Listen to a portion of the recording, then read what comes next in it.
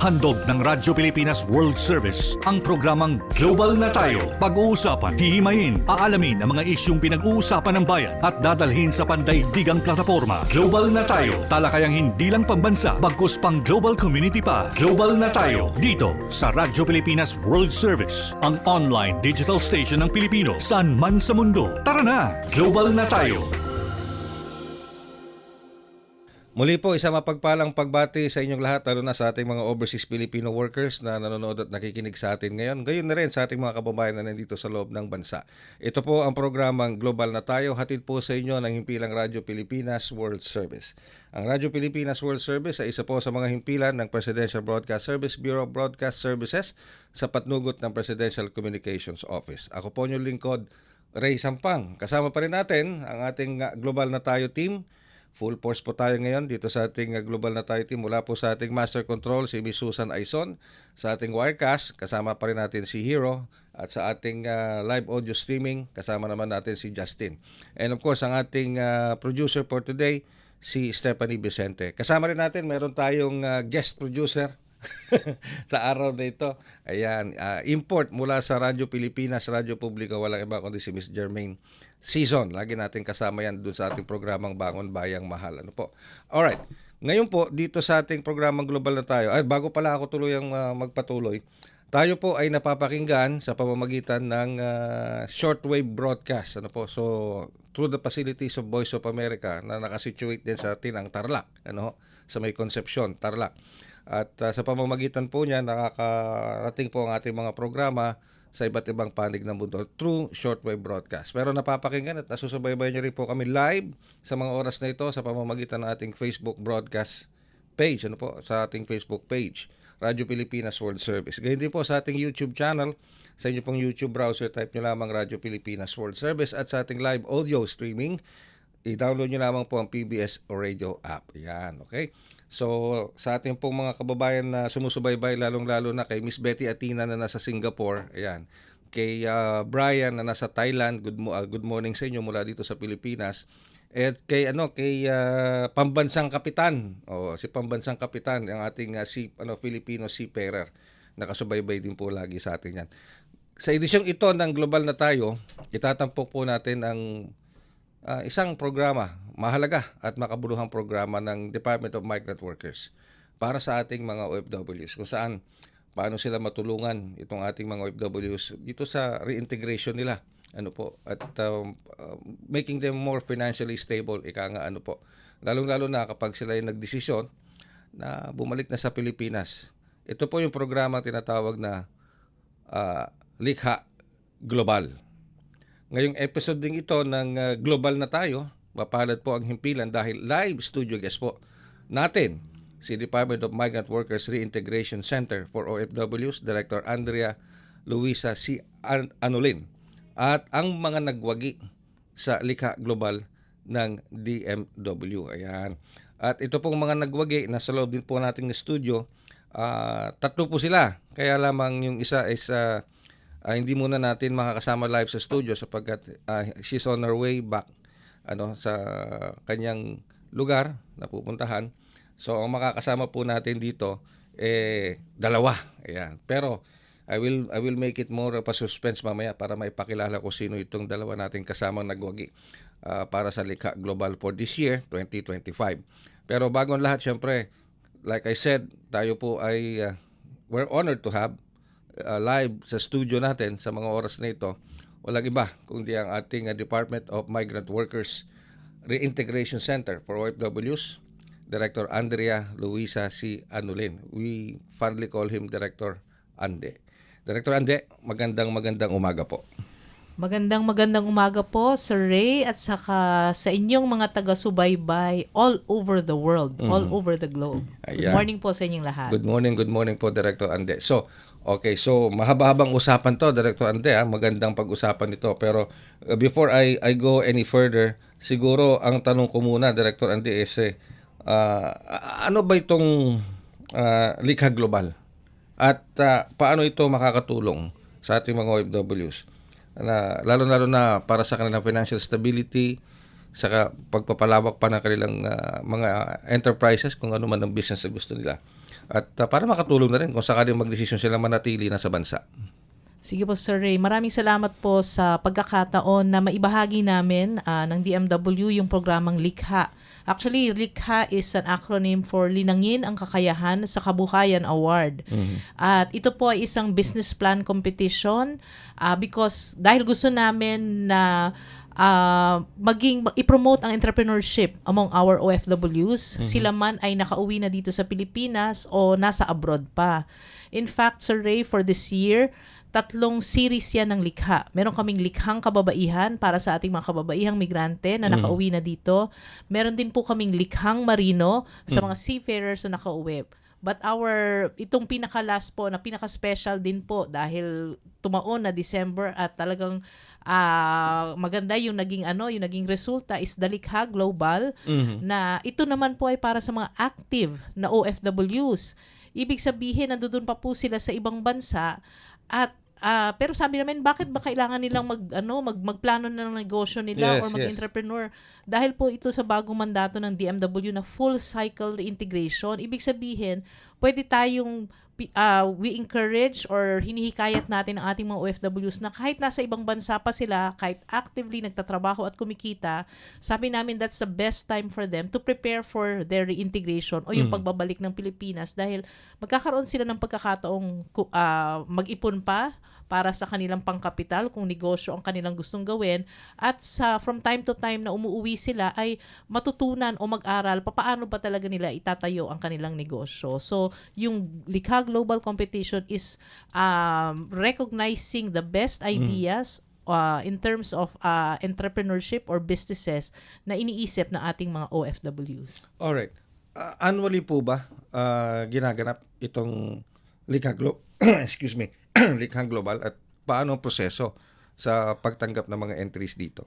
Yes po. Actually, this is the first year na inimplement namin ng Likha at dahil sa success po nito, plano na po talaga namin siyang gawing annual na programa po. This will become a core program po of the National Reintegration Center for OFWs for our OFWs whether nakabalik na kayo dito sa Pilipinas o nasa ibang bansa pa. At para hindi sila mahirapan po, Sir Ray, sa pag-apply, ginawa na po namin online ang application. So, at nilalabas po namin ito sa aming mga social media pages and then we ask also our migrant workers offices na i-post ito sa kanilang mga FB pages para malaman po ng mga OFWs na nasa sa ibang bansa pa na merong ganitong business plan competition.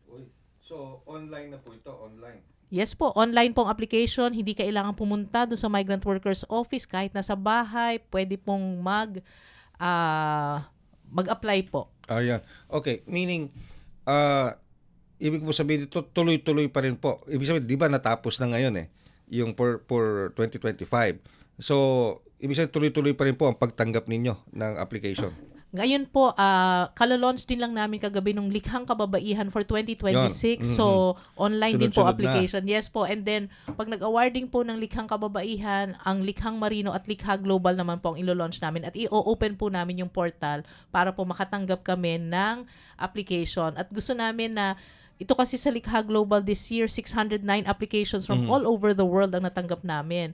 Gusto namin next year, thousands na po ang mag-apply para po yung mga business ideas po nila kung paano sila makakapagsimula ng negosyo dito sa Pilipinas ay masuportahan po ng pamahalaan. Narinig mo yon, yung mga natin, mga kababaihan natin na overseas Filipino workers na hindi pa nakakasali dito sa programang ito ng DMW. Pwede naman para mamaya tatanungin natin kay Director Ande kung ano yung pinaka-link para makapag-apply po kayo. No? Pero yung kay Pambansang Kapitan, yung ating Filipino seafarer, Pambansang Kapitan, meron din yung para sa mga seafarer. Di ba, Director Ande? Meron din po. Kahapon nga kasama namin yung mga national winners ng Likhang Marino, si Kenneth, si James, at saka si Joshua po. Yun. Likhang Marino, yung ating mga Filipino seafarers dyan, yung si Pambansang Kapitan at yung crew mo, baka meron kayo idea. Yan. Mamaya, babanggitin sa atin ni Director Ande kung paano kayo makaka-access online para makasali kayo dito, di ba? Dito sa programang ito ng DMW. Alright. So, bago ko dumako pa sa iba, Director Ande. So, sa ngayon, magkaroon lang tayo ng konteksto. Kasi ngayon, 3 silang nagwagi para dito sa Likhang Global. Pero in total, gaano karami ang nag-submit ng application? For Likha Global, 609. Uy. From all over the world po yan. Marami sa Middle East, iba't ibang bansa sa Asia, meron din po sa Europe, meron din po sa North America. In fact, meron kaming Likha Global winner from the British Virgin Islands. British Virgin Islands. Yes po, parang natutuwa kami kasi di ba Layo. parang ang Oh. layo. Oo, pero siguro through the power of social media, nalalaman po nila na merong ganitong parang competition or patimpalak ang ating pamahalaan. At Sir Ray, hindi na po ako magbabanggit kung magkano yung prize. Gusto ko Okay. yung ating mga winners Yes. ang magbanggit Oo. kung magkano po ang napanalunan nila. Alright. So narinig mo yan. Meron tayo isang si Sean Kyle Flores mula sa Sapang Bato, Angeles City, Pampanga. Maya Pabak Kabalen, no? Si Sean Kyle Flores taga Pampanga. So baka interesado ka rin, ano? Si Sean Kyle Flores. Anyway, sige, pero papakilala na namin ni Director Ande itong ating mga studio live guest din na nanalo dito sa Likha Global natin. Pero bago yan, magbabalik muna kami makalipas ang ilang paalala. Paano nga ba mag-register para magkaroon ng schedule sa Bagong Pilipinas Presidential Action Center? Narito ang mga dapat gawin. Gamit ang iyong mobile device, pumunta sa eGovPH app. Pwede itong i-download mula sa Apple App Store o sa Google Play Store. Gumawa ng account. Ilagay ang email address, valid mobile number, pagkatapos ay makakatanggap ka ng one-time code sa iyong email. Gamitin ang code sa eGov app para sa verification ng iyong account at ng mga impormasyong ibinigay. Congratulations! Meron ka ng eGov PH app account. Pwede mo na ma-access ang iba't ibang serbisyo ng gobyerno kabilang ang mga serbisyo sa Bagong Pilipinas Presidential Action Center. Love life online? Baka human trafficking yan. Makialam, itimbre mo. Tumawag sa 1343 para humingi ng tulong. Paalala mula sa Interagency Council Against Trafficking. Alright, kayo po patuloy na sumusubaybay sa ating programang Global na Tayo dito pa rin sa Radyo Pilipinas World Service. At dito sa Global na Tayo, ito na ang ating mga winners ng Likha Global mula sa Department of Migrant Workers. Director Ande, I'll give you the privilege of and honor to introduce itong ating mga itong dalawang nanalo sa ating Likha Global for 2025. Maraming salamat po, Sir Ray. Actually, very fresh pa from their pagkapanalo last night. Ipapakilala ko po sa inyo ang ating first runner-up ng Likha Global, si Miss Catherine Espiriti. Siya po ay active OFW from Kuwait. Talagang umuwi lang po siya dito para maka-join dun sa patimbalak natin sa Likha Global Business Plan Competition. So si Catherine po ang ating first runner-up at meron din po tayo, kasama din po natin ang second runner-up po, si Jimmy Chavez. Siya naman po ay nagtatrabaho at active OFW sa Czech Republic. Czech Republic. Sige po. So, bibigyan ko po sila ng pagkakataon. Hindi po natin kasama ngayon ang ating national winner, si Marisol po Amihan, dahil siya po ay pabalik ng Davao. Okay. Ang flight niya po ay 12 noon. Pero siguro sa susunod na pagkakataon, Yes. baka pwede siyang ma-interview kahit Yes. online po. Will- But now we have live here in the studio si Miss Cathy, our first runner-up ng Likha Global, at si Jimmy, our second runner-up. Sige. Catherine, kunin mo lang yung microphone. Sige. Ayan. So, magandang umaga sa iyo, Catherine. Magandang umaga din po. Sige. So, ikaw ang first runner-up. Alright? Opo. Ang galing ha. First runner-up. At ikaw galing pa ng Kuwait? Opo. Talaga? Galing ka pa. Umuwi ka lang para dito? Opo. Talaga? Talaga lang ha. Okay, sige. Ikwento mo sa amin. Ano ba ang naging business plan mo, business proposal mo para makuha mo itong first runner-up prize? Ang business proposal ko po is goats farming business. Goats, kambing. Ako po, Okay. sa kambing po. Alright. So, okay. Idalin mo kami doon. Ano ba yung naging proposal mo? Paano mo patatakbuhin yung programa? And how would you make profit out of it? Ang isang matagumpay po kasi na negosyo sa larangan po ng pagkakambing is nag-aalok po siya ng maraming produkto. Hindi lang po sa slaughtering goat, pwede rin po siyang maging dairy, pagbibreeding, at ang ano po in the future, gusto ko pong mag-create ng sa fiber po, galing po sa goats. Fiber? Sa fiber po, yung Talaga? sa threads po niya. Ganun. Opo, in the future. Tapos yung dumi po niya is gagawing fertilizer. Pero anong lahi ng kambing ang dapat bang gamitin para diyan sa goat breeding mo, goat business? Sa ngayon po is gusto kong bumili po ako ng native, Boer at saka Nubian po. Kasi yung Nubian po is nagpo-produce po siya ng magandang kalidad ng gatas. Tapos yung Boer naman po is sa pagbibreeding po siya. Yung Boer. Opo. Yung Nubian malakas mag-produce ng gatas. Gatas po. Okay. So mga ilang bilang starter ng business mo, ilang goats ang kailangan mong propose? 15 po. 15. Opo. Out of the 15, ilan ng Boer, ilan ng Nubian? Ang Nubian po is maybe 2. Kasi started pa lang naman po. Tapos sa Boer po siguro isang lalaki, 2 babae. Tapos the rest po is native po. Hindi ba mahirap pag-maintain ng goat farm? Parang goat farm na yan eh. Opo, may kahirapan din po pero kung aalagaan siya ng maayos at saka pagka may gabay naman po pag sa may veterinary naman po about sa para mapangalagaan yung kanilang kalusugan. Magiging tulong din po yun. Totoo ba na ang kambing daw ay takot sa ulan? Hindi daw sila dapat nababasa? Siguro po kasabihan nila ganun, pero which is sa mga kambing naman ng kapatid ko kahit nabasa naman sila ng ulan. Hindi sila okay takot sa lang. tubig. Hindi po. Hindi Kasi naman po. sa amin kasi hindi daw sila dapat nababasa. So, hindi totoo yun. Totoo naman din po yun. Kailangan na pag nagkambingan ka, may konkretong tirahan talaga siya. Kahit na simple lang, basta yung tirahan nila is may hagdan. Kung kawayan man siya, parang meron siyang pinakapapag, ganun po. Tapos kailangan may espasyo para makagalaw at makakilos ng ayos yung kambing. Alright. Sige, babalikan ko yung goat farming mo, yung business mong yan. Marami pa akong tanong kasi nagiging interesado tuloy ako. Okay? Yan. Anyway, meron pa tayong isang kasama, na isa ring awardee ng Likha Global. Ito yung sinasabi ni Director Ande na second runner-up natin, na si Ginoong Jimmy Chavez Jr. Yan. Magandang umaga sa iyo. Can I call you Jimmy? Okay lang Okay. Good morning, Jimmy. Magandang umaga po. Taga saan Sorry. ka naman? Taga Infanta, Quezon po ako. Taga Infanta. Nga pala, nakalimutan kong tanongin, Director Ande. Taga saan ka, Kat? Probinsya? From province of Tarlac City Tarlac, po. kababayan. Taga Tarlac din. So, si Kat ay taga Tarlac, si Jimmy ay taga Quezon. Opo. Okay. Jimmy, ano naman ang naging business proposal mo para ma-secure mo yung second runner-up? Ayan. So, lambanog po. Naku, lambanog!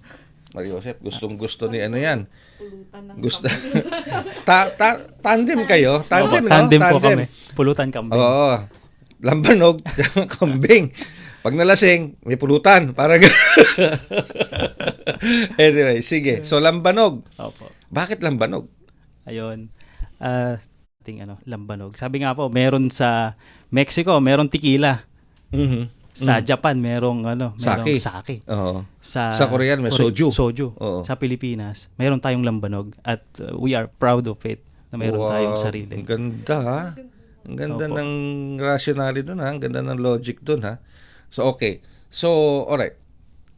Saan mo naman isosource yung mga material sa paggawa ng lambanog? So, ayun po. Sa Lambanog po kasi doon sa Quezon, so nahahati po yung sa dalawa, sa Northern Quezon and Southern Quezon. Yung Northern Quezon po, sa amin yung sa Infanta Quezon, ang lambanog po namin doon galing sa nipa or yung sasa na tinatawag, na yung panggawa ng bubong. So, doon galing yon. And then yung sa Southern po is coconut, isanyog. Bali, ang main goal ko po kasi dito ay hindi lang kumita. Mhm. Bagkos ay makatulong tayo sa mga small distilleries Mhm. na nandun sa amin na yung produkto nila ay mas makilala pa. Mhm. Mhm. Oo, Mhm. ayun. At tapos, ang plano ko nga po ay malagyan ito ng flavor. Yan, oo. Ayan. So, mayroon po akong proseso no. Ayun. Yun po yung sinasabi mo kanina. Oo, na, yung lalagyan ng Director Ande, lalagyan ng yan ng pasas, Ayun. ng mansanas, di Opo, ba? iba't Binababad ibang sa loob. fruits po. Opo. Meron pa kang flavor bubble gum eh. Opo, mayroon din po. Pero yun sa akin po kasi more on talaga, organic. Organic talaga. Yes po. Okay. So, sige. So, balikan ko si Kat. Okay. Tapos tatanungin ko si Director. May tatanungin ko si Director Ande. Kat, okay. Gaano kalaki ang kinakailangang investment batay dun sa naging proposal mo para masimulan mo yung business proposal mo sa pagkakambing? 70,000 to 400,000 po. 70,000 to 400,000? Yes po. Okay. Sige, babalik ako kay si Jimmy. Jimmy, gaano kalaki ang kapital na sa proposal mo na kinakailangan mo? 600,000 po. Kasama po yung maliit na infrastructure o yung storage or processing area. Ayun. So, 42, tama ba? 72 to 400,000. 400,000. Tapos si Jimmy, 600,000 po. 600,000. Ito na, tanong ko kay Director Ande. Okay. Director Ande, so, 42, 400,000, tama? Yung sa kay Kat. Tapos yung kay Jimmy is 600,000. Yung po bang mga halaga na yun katanggap-tanggap sa DMW at matutulungan ba sila ng DMW for the capitalization? Yes po, since this is a competition, dapat may premyo po ang Yeah. Likha Global. At yung premyo naman po na yan ay sapat naman po para i-cover yung capitalization. Sabi ko sa inyo, Sir Ray, we're not talking at the level ng 10,000 pesos lang, which is the regular livelihood assistance program ng Department of Migrant Workers for distressed OFWs. Ito po kasing Likha Global Business Plan Competition, ang target talaga namin dito are documented OFWs. Yes. So, ibig sabihin, not necessarily yung nagkakaroon ng problema. 'Di ba? Kasi isa yun sa mga naririnig namin bakit yung mga may problema lang ang tinutulungan nyo? Meron naman tayong mga OFWs na nagsisikap, nag-ipon, uuwi dito, parang ano yung pwedeng itulong ng pamahalaan sa kanila. So, that's why we thought of this Likha series, yung business plan competition. And siguro, Sir Jimmy, hayaan kong silang magsabi kung magkano ang napanalunan Sige, nila. tatanong ko na, Director, ha? Opo, sige po. Unahin ko si Kat. Hindi, unahin ko muna si Jimmy. Unahin ko si Jimmy. Jimmy, Sige po. okay. Magkano ang napanalunan mo? Total po is 400,000. 400,000? Yes po. Oh, laki 400,000? Yes po. Kaya nung ina-announce ko kagabi yung winners, kahit yung mga labor attachés namin nagpalakpakan kasi yun nga, it's Oo. Laki malaki. 400,000. Konti-konti na lang, di pwede na. Pwede na po. Pwede Makakapag-start na. Baka mali mo, madagdagan pa ng DMW. may ibang programa ng ibang ahensya ng pamahalaan Oh, na pwede. inaay namin. Binanggit ko sa kanila yung iForward PH ng DOST, yung Innovations for Filipinos Working Distantly from the Philippines. Oh, yun, di ba? Ayun Oh, po. kasi ano naman yan, di ba, Director Ante, whole of government approach naman Yes, yan whole of government approach. At saka sabi nga namin, in-establish ng DMW yung National Reintegration Network kasama ang DOT, meron silang balikbayani sa turismo, ang DA may agribusiness, ang DOST may iForward PH. So, tulong-tulong po talaga para masuportahan ang ating mga OFWs na nag-iisip ng bumalik ng Pilipinas. Baka malay mo, sumobra pa dun sa hinihingi mong kapital. Saka sakali, di ba? Oh, Ayun nga sige. po. 400,000. Okay, ito na. Si Kat naman. Sige, Kat. Magkano naman ang nasecure mo para sa business proposal? Ang total po ng napanalunan ko is worth 500,000 po. 500,000. Kalahating milyon. Opo. Sobra pa yun sa hinihingi mong kapital. Yes po. Anong gagawin mo doon sa sobra? Okay. Pang maintenance po. Abang maintenance. Okay. 500,000 Opo. sa'yo. Yung kay Jimmy, 400. Tama. Si ano pala, si Mirasol. Magkano nakuha ni Mirasol? Ang nakuha po niya is a total of 700,000 pesos. Matanong ko total, wala si Mirasol, pero matanong ko lang kung ano ba yung kanyang business proposal, Director Ande? Ang business proposal po niya ay integrated farming. Integrated farming. Yes po. Oo. When we say integrated farming, hindi lang isang crop. Opo, yes Yan, po. Oo. Tsaka very developmental din yung yung kanyang proposal. So yun din parang katulad kay Jimmy na parang gusto niyang dalhin yung kultura, 'di ba? Sa ibang Kailan mo balak simulan itong business proposal mo? Full blast. Sabihin natin. Hindi pa naman po totally full blast. Sa ngayon po kasi di po babalik po ako ng Kuwait. Napag-usapan po namin mag-asawa na siya na muna yung magsisimula. At pag-iisipan namin kung pag sa nakabalik na ako is i-continue na lang po namin. Alright. Pag sinabi Continuously. natin yung magsisimula, what do we mean by magsisimula? Sila muna yung bibili ng kambing Oo. at sila muna yung mag-aalaga hanggang sa lumaki po hanggang sa pagbalik ko. Ayun, okay. So, step by step lang muna. Yes po. Okay, step by step lang muna. Pero matanong ko lang, gaano ba kalaki, baka nag-iisip yung mga kababayan natin, Opo. na hindi pamilyar sa goat racing. Baka kailangan ng malaking lupa dyan. Lupain. Kasi mag-graze yan di ba? Una-una, ano bang usually kinakain ng kambing? Para lang doon sa mga nanonood at nakikinig sa atin, na hindi pamilyar sa goat racing. Mostly po ang pagkain kasi ng kambing is damo. Okay. 85% pagkain damo niya. Tapos, pwede naman yung idagdag natin yung ipil-ipil, saging, paper tree, madre cacao, madre de agua, tsaka po yung sa mga nuts. Para mas madaling lumaki yung mga kambing. Ayun, okay, sige. Alright.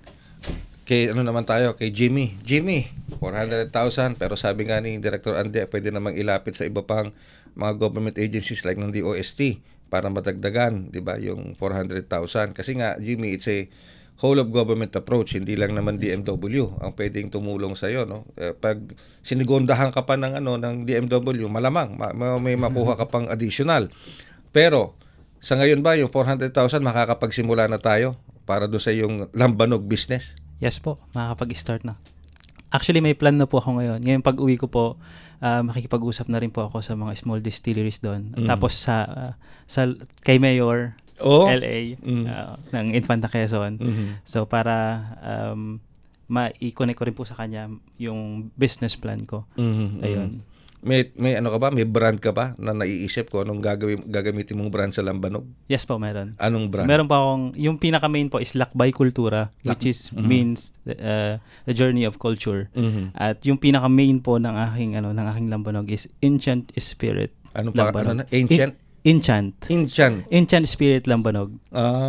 Ayun. Tapos may ano po yun. Yung pinaka-packaging niya, ginawa ko po siyang Philippine Mythical Edition. Yes po. Talaga? May ginawa po ako na Pati packaging, ikaw nag-conceptualize, no? Yes Pati po. packaging. Ako po ang naggawa lahat. Ba talaga, ha? Wow. Pwede mo ba kami padala ng ng digital copy, Yes po. photocopy Yes po. para ma-promote din naman namin dito sa ating programa. Ayun, salamat po na marami. Pati yung goat farm mo o yung mo, padala mo kami habang nagsisimula na yung mister mo. Para mai-promote din natin, maipakita natin sa mga kababayan natin. Ito na yung sinimulan ni Kat na goat racing niya, no? It's a work in progress, parang gano'n, Tapos sasabihin naman natin, Director Ande, ito yung brand ni Jimmy, itong lambanog.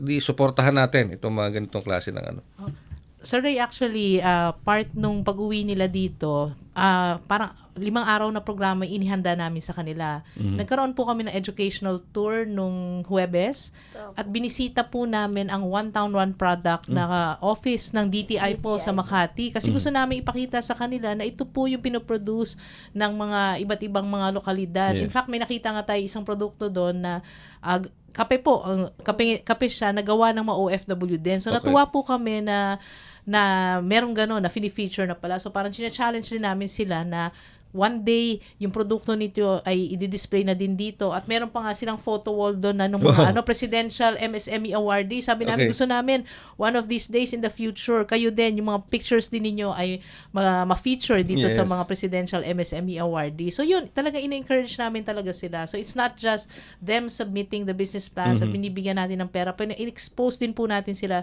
sa iba't ibang mga ahensya po ng pamahalaan na pwede po nilang matap yung mga programs and services para po makatulong sa kanila. Pero Director Ande, alam nyo, may nabanggit si Kat at saka si Jimmy na also caught my attention. Kasi si Kat, ang nabanggit niya, katuwag niya yung asawa niya. No? Si Jimmy, nabanggit niya na magsisimula na siya mag-tap ng mga local distilleries. So, nakikita ko yung Director Ande, yung involvement ng pamilya, no? Para maging financially stable yung pamilya, no? Hindi lang yung OFW ang nagtatrabaho at nagpapadala, di ba? Samantalang yung kay Jimmy naman, kumbaga may trickle down effect yung kanyang business kasi tatap niya yung local distilleries. Ibig sabihin, sinusuportahan mo yung local industry sa lugar mo, meaning nakakapagbigay ka pa ng additional na trabaho kung sakasakali, di ba? Pag Gaano kahalaga ba, Director Ande, ang talagang involvement? Kasi pag sinabi natin reintegration, hindi lang naman ito yung individual OFW. It also involves the family. So, how important is family pagdating sa ganito? Napakahalaga po, Sir Ray. In fact, sa karanasan din po at saka sa mga pag-aaral, mas successful po ang migration journey ng isang OFW kung katuwang nila ang kanilang pamilya. Kanina on the way here, nagkukwentuhan kami ni Kat. Sabi niya dun sa yung asawa niya, ganun daw sa pera. Oh, my pet. So, oo, sabi namin napaka-importanting karakteristik nun kasi ayaw natin na yung napanalunan nila ay mawawaldas na lang na walang pinatunguhan. So, parang na-assure din kami na talagang mapapangalagaan po yung kinikita ni Kat at saka yung napanalunan niya po dito. Sa naman, in the case naman ni Jimmy na he wants to get in touch with the local government and also with the distilleries in the area. In fact, na po sila, supported na po sila ng aming mga regional offices. Okay. The regional directors po of DMW, nandoon po kahapon. Sa Region 4A po, si RD April Casabuena at sa Region 3, si RD Marion Sevilla. So, na po, talagang may sasalup po sa kanila at sa kanilang family. So, yung sisimulan po nila, hindi lang talaga on their own yan. Ang DMW ay patuloy na nakaagapay po sa kanila through our regional offices at our migrant workers offices abroad para po talagang gabayan po sila. Hindi po namin sila bibitawan. Ang promise po namin sa kanila ay tuloy-tuloy po ang suporta at ano pa man yung iba namin pwedeng maitulong. Hindi na po siguro money, pero other forms of technical assistance po. At hindi lang po ito dun sa mga naging winners, national winners, but also those who are winners na endorsed po by our migrant workers offices. Nakalimutan ko palang banggitin, Sir Ray, na yung mga winners po namin from other migrant workers offices, 38. Ganon saan po. Baka nagtatanong yung mga kababayan natin, saan ba galing yung pondo na yon? Sa po natin? Sa budget po talaga Ayun. ng Department of Migrant Workers. Okay. Pero siguro, sa pagbabalik ng mga huling bahagi ng ating programa, meron na lang ako siguro mga ilang katanungan para sa ating mga winners, Director Ande. Pero bago tayo dumako dyan, narito muna ang ilang paalala. Itinuloy na po natin ang zero balance billing. Libre po. Ibig sabihin, ang serbisyo sa basic accommodation sa ating mga DOH na ospital, wala nang babayaran ang pasyente. Po, ang dami pong challenge, hindi po namin alam kung saan namin kukunin, ganon, nag-iisip kung paano namin mababayaran. Siyempre po, masaya, super saya po dahil na zero billing po kami. Opo, malaking po talaga, malaking tulong po. Mabilis lang din po. Bayad na ang bill ninyo. Uulitin ko, wala nang kailangan bayaran ng pasyente basta sa DOH Hospital dahil bayad na po ang bill ninyo. Naiyak ako kasi sobrang saya. Maraming salamat po, Mr. President Bongbong Marcos Jr. Hindi kami nagkamali ng taong ihinalal. Work abroad? Easy money. No visa. Baka human trafficking yan. Makialam, itimbre mo. Tumawag sa 1343 para humingi ng tulong. Paalala mula sa Interagency Council Against Trafficking.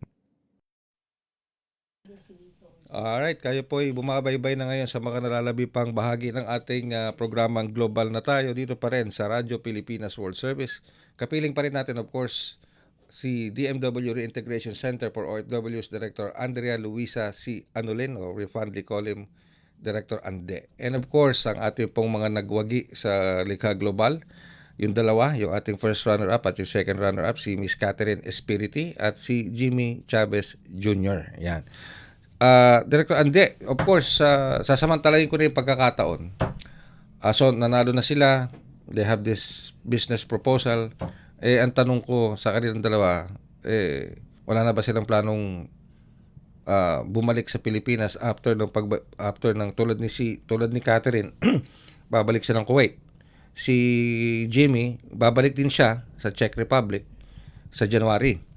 Pero ang tanong doon is kailangan bumalik sila para i-push through itong kanilang mga business proposal.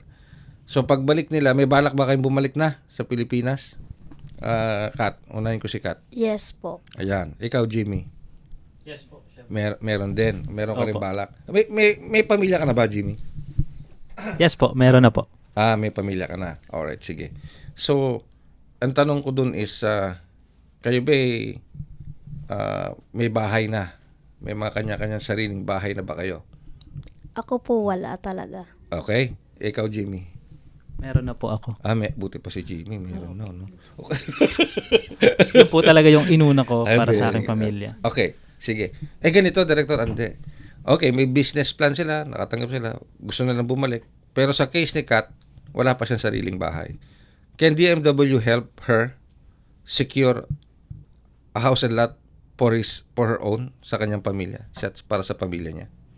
Thank you, Sir Ray. Actually, kanina nga, again, on the way here, nag-uusap nga kami, tapos nabanggit nga ni Kathy na wala pa nga siyang bahay. So sabi namin, since DMW has a partnership with the DSUD, Department of Human Settlements and Urban Development, para doon sa pambansang pabahay para sa Pilipino program, for OFWs, although ito is for all Filipinos naman, but yung particular, yung unique characteristic ng partnership is that pag OFW ka na endorse ng DMW to DSUD at saka to Pag-ibig, automatic na ikaw ay exempted from the income decile classification ng Pag-ibig, meaning subsidized na po ang kanilang pag-acquire nung nung 4PH program unit na yon. In fact, sa Nueva Ecija, meron nang inawardan po ito ni Presidente last December during the Pamaskong Handog sa Malacanang. Naka-move in na po sila doon sa kanilang condo unit sa may Palayan, sa may Nueva Ecija. Okay. Talaga? Yes po. So yun din ang gagawin namin. Kay Kathy, minessage ko na yung taga-regional office namin. Nasabi ko i-handhold natin si Kathy dun sa process ng application. Kasi sinabi niya, active pag-ibig member siya. At yun yung isa sa mga requirements. Kasi hindi po ito libre, Sir Ray. May Yes. bayad pa din po. But this Oo. is socialized housing. So, kumbaga, mas madaling ma-realize ng ating mga OFWs yung kanilang pangarap. Sabi nga ni Jimmy, yun ang una niya sinecure, yung bahay.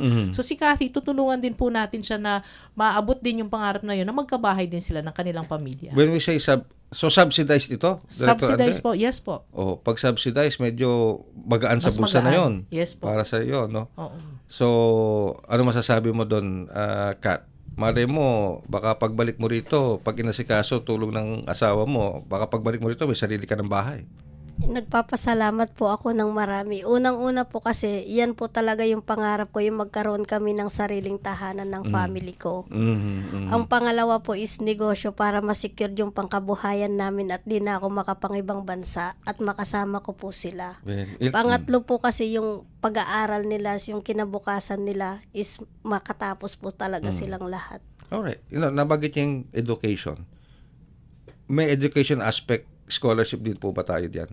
Actually, meron kaming nilulutong partnership po with CHED at saka of course sa TESDA para part po ng aming kaalaman program sa DMW. So, baka isa din yun po sa mga pamamaraan that we can offer dun sa mga katulad po ni Kathy at sa kanyang mga anak. Of course, sa OWA po may scholarship program din po sila. Nabanggit din kanina ni Kathy na matatalino ang kanyang mga anak. So, aside from the OWA scholarship, baka yung other scholarship programs po ng DOST, baka pwede rin nating i-explore, baka ang local government ninyo po ay nag-o-offer din ng scholarship. So, tingnan natin yan para masuportahan din po yung mga anak ni Kathy na makatapos din po. Actually po, yung pangalawang anak ko po is scholar na po siya ng CHED. Oh, okay. Scholar na. CHED po, sa Taguig po. Gano'n, no? Opo, kasi nasa Taguig po sila ngayon, doon sila nag-aaral. So, siya nag-scholar na po siya. Scholar na po talaga siya ng CHED. Okay, sige. So, ikaw Jimmy, ano ka pa? May asawa ka na, no? Yes po. may Ilan na asawa. anak mo? Dalawa po. Isang Dalawa. 2 years old at isang 5 years old.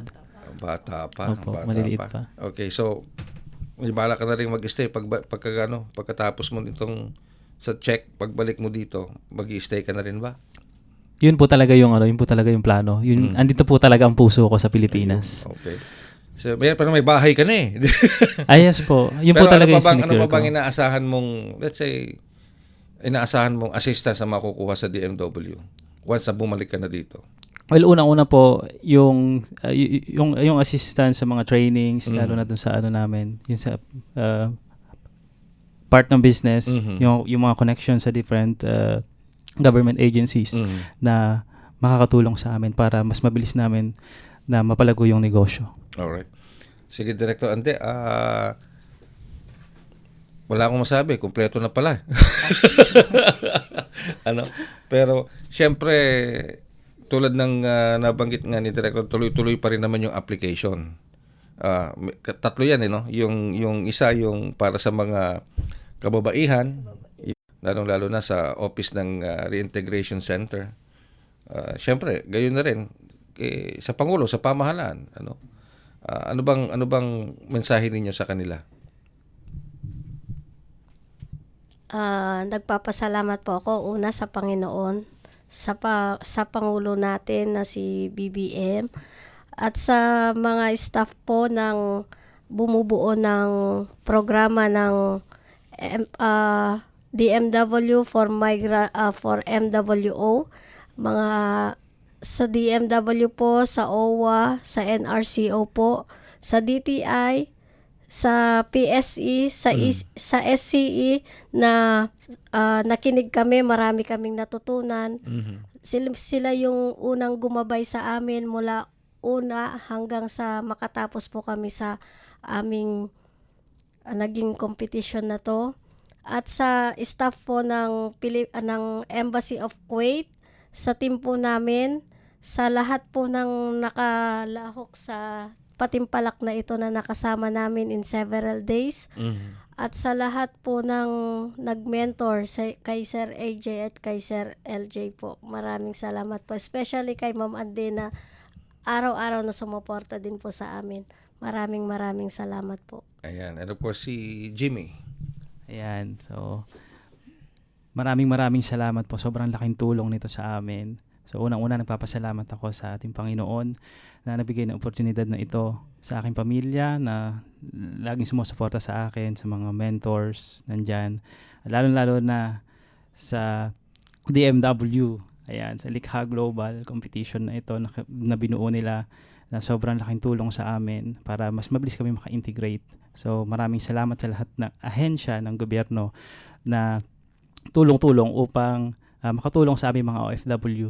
At gayon din kay Director Ande, of course, maraming salamat po sa tulong nyo sa amin. Gayon din po sa mga staff na nagbuo ng Likha Global. Nakita namin yung pagod nila sa araw-araw na magkakasama kami.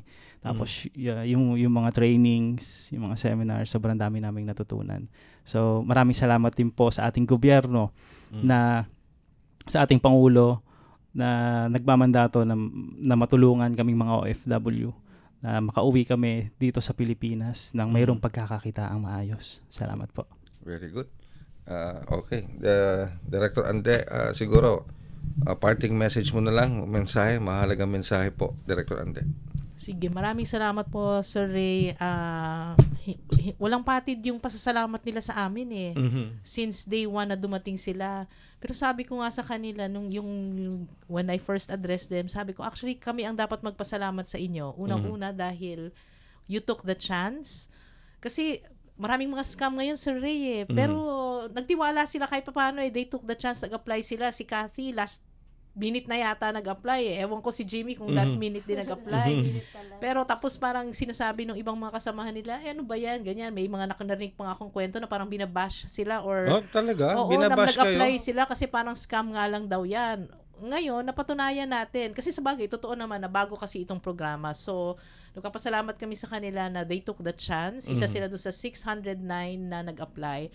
Tapos pangalawa, na nagtiwala sila sa atin sa pamahalaan. Kasi for a very long time, parang hindi masyadong nararamdaman yung pagkalinga ng pamahalaan, lalong-lalo na para doon sa reintegration. Tinutulungan natin sila ng mga ibang bansa. Meron tayong mga safeguards to make sure na maayos yung kanilang dadatnan sa ibang bansa. Pero parang medyo hindi nila masyadong nararamdaman yung kung kami ay ready nang bumalik, papaano ba kami natutulungan ng pamahalaan. So parang ito, ipinaparamdam natin sa kanila. Hindi naman kailangan na financial na tulong yung talagang minsan it's just a matter of helping them navigate the government bureaucracy, halimbawa pagkuha ng mga permits, etc. Yung maramdaman lang po ng ating mga ng ating mga OFWs, ng pamilya ng OFWs na nandito ang pamahalaan, tutulong sa inyo hindi lamang para paalisin kayo ng bansa, pero para i-welcome kayo at salubungin kayo na dito posible pa rin talagang ibangon at i-rebuild yung mga buhay nyo dito at mamuhay na kasama inyong pamilya na masagana, 'di ba? Yung sa masagana, matatag at maginhawa na buhay para sa ating lahat. Biruin mo pala, Director Ande, binabash pa pala kayo? Yes po. Binabash pa kayo dahil sumali kayo, sinasabing huwag kayo maniwala dyan, parang scam lang yan. Ganun ba yun? Opo, ang sinasabi din po kasi nila Mm. is baka bago namin makuha yung mapanalunan namin, kailangan pa namin kami ang magbigay sa kanila. Ganon? Yes po. Meron ba kaming kinuha sa inyo ni Singkong Duling? Wala po, special treatment nga po Ayan. talaga eh. Anong masasabi mo doon sa mga kababayan natin nagsabi sa inyo na scam lang yan at baka kayo pa magbigay ng pera? Sa mga kapwa ko OFW, tiwala lang po talaga. Hindi lang sa sarili natin. Try natin na makilahok sa mga bagay-bagay na pwedeng makatulong sa atin at magbigay ng oportunidad na makatulong sa pangkabuhayan natin. That's true. Hindi ito scam, napaka-legit talaga. Ayun. Talagang legit. Legit talaga. Legit talaga. Okay. Wala talaga kaming binayaran Walang ni kayo binayan piso. isa? Oo. Sila yung nag-prepare lahat, simula, free po lahat kasi. Pati accommodation. Accommodation, pamasahe, lahat free po. Pwede ba ako sumali dyan? Basta OFW kayo na, mag-apply po kayo ng trabaho sa ibang bansa, tapos pag-active kayo doon. Anyway, sige. Pero din natutuwa ako at natanggap nyo yan. At natutuwa ako at, well, at least, natutuwa ako dahil may mga nagsabi sa inyo ng scam. Bakit? Kasi napatunayan yung mali sila. Yes po. Diba? Okay. Sige. At ika nga, simple lang naman yung mensahe natin doon. Tiwala lang sa pamahalaan. At saka siguraduhin nyo kasi kung minsan nagtitiwala tayo sa mga maling tao. Diba? Doon tayo nagkakaroon ng trauma kasi nagtiwala tayo sa maling tao. Ang problema, pag nagka-trauma ka, ang tingin mo na lang sa lahat, scam. Pero dapat, kinakailangan, pag talagang galing sa gobyerno, hindi scam yan. Diba? So, tingnan mo, tama yung desisyon ninyo. Diba? Okay. Ika nga po, Likha Global ng DMW, si Catherine, first runner-up. At si Jimmy Chavez Jr., second runner-up. And of course, ang ating grand prize winner, hindi nga lang natin kasama, si Mirasol. Okay? So, congratulations din sa iyo, Mirasol.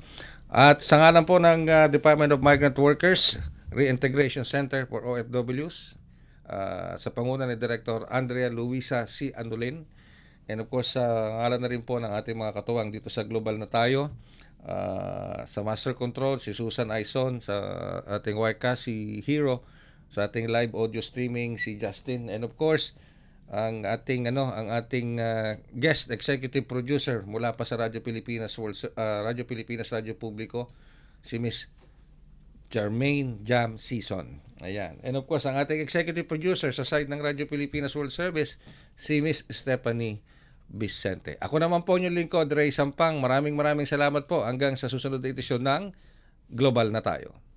Handog ng Radyo Pilipinas World Service ang programang Global na Tayo. Pag-uusapan, hihimayin, aalamin ang mga isyung pinag-uusapan ng bayan at dadalhin sa pandaigdigang plataforma. Global na Tayo, talakayang hindi lang pambansa, bagkus pang global community pa. Global na Tayo, dito sa Radyo Pilipinas World Service, ang online digital station ng Pilipino saan man sa mundo. Tara na, Global na Tayo.